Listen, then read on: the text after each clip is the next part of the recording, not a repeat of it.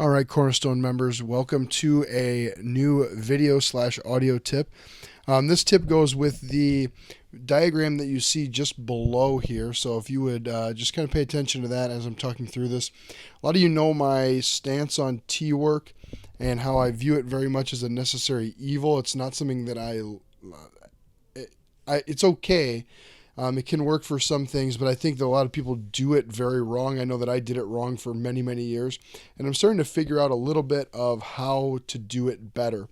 And so I'm putting together just a few videos and audio for you on how to work tee work and a couple of things that you can do to actually make it more realistic and applicable. The things I hate about it, I hate that it's mindless.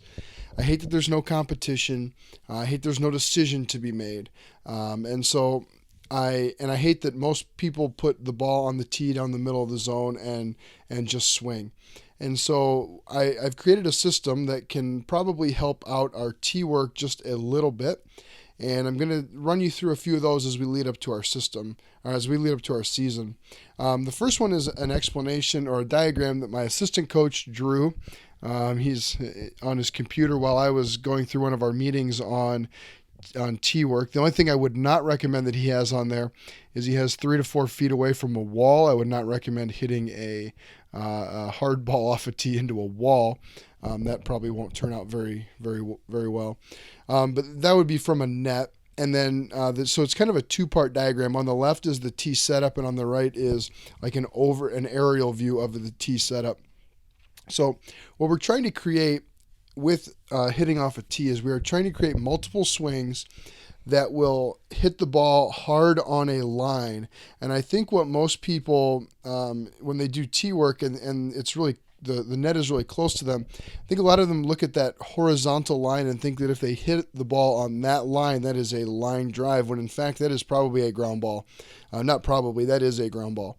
And we want to try to avoid hitting ground balls as much as possible. Why? Because when you're a pitcher, you know that ground balls are your friend, and yet somehow hitting coaches think that ground balls are their friend. And so we want to hit line drives. And the second line, the one that goes up, maybe at about 12, 13, 14 degrees, something like that, and is going to hit the net elevated above the ball. And I'm not talking about popping the ball up. I'm talking about really hitting the ball from the underside and driving it up in the air. Think about like that ball that your player rips in the gap or smokes over the center fielder's head. That's the one we're talking about, and that's the one that takes the path that you see that goes slightly elevated. So one of the things I'll do while players are hitting tees is I'll literally walk on the other side of the cage and just give them feedback. Ground ball, line drive, double, double, ground ball, ground ball. And we're trying to hit doubles and line drives off the tee. If we can't hit doubles and line drives off the tee, the odds of us doing it in a game aren't very good. So it can train the swing to be that slight up path that we're looking for to match the plane of the ball and hit the ball hard on a line and in the air. And so that's the part on the left. The part on the right then, he put together because this is something that I'm doing in my lessons this year and something that I'm going to be implementing with our players this year is you have to move the tee on every single swing. So the tee is never in the same place twice in a row. And the reason for that is we want to develop swings, not just a swing or your swing. We want to develop multiple swings. So I want to have the ball out in front of me when it's inside. I want to have it out in front of me as well when it's middle. And you can see this relative to the two ovals on the right. Those would be the feet. And I apologize for the rudimentary drawing, but when I saw it, I thought it was pretty good, and I thought I'd share it with you guys.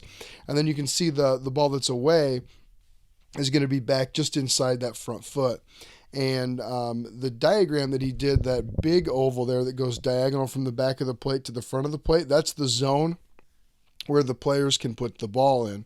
I also recommend and require that they change height on every pitch. So every pitch is in a different location, middle away in, and every pitch is going to have a different height to it. So they develop their swings, so to speak.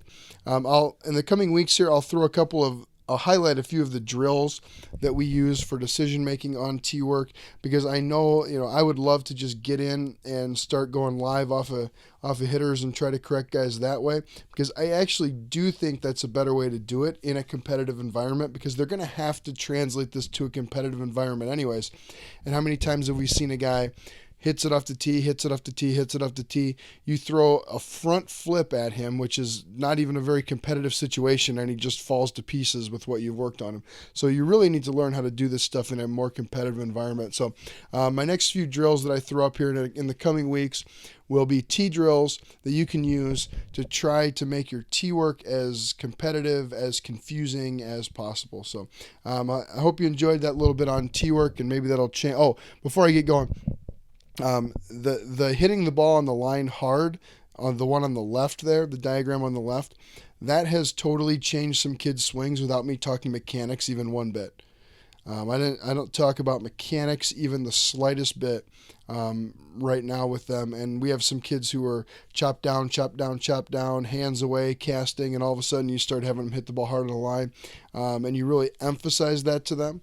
And it just changed their swing. Now they're underneath the ball a little bit. They've got a slight up bat angle. Pretty amazing stuff. So, all right, I hope you enjoyed this. Again, I'll be back in the next couple of weeks with some more hitting drills off the tee that can benefit you, so that you can utilize your space better, because we don't have like 6 batting cages where we have 6 guys going live against pitchers all the time. So have a wonderful day. Never stop learning.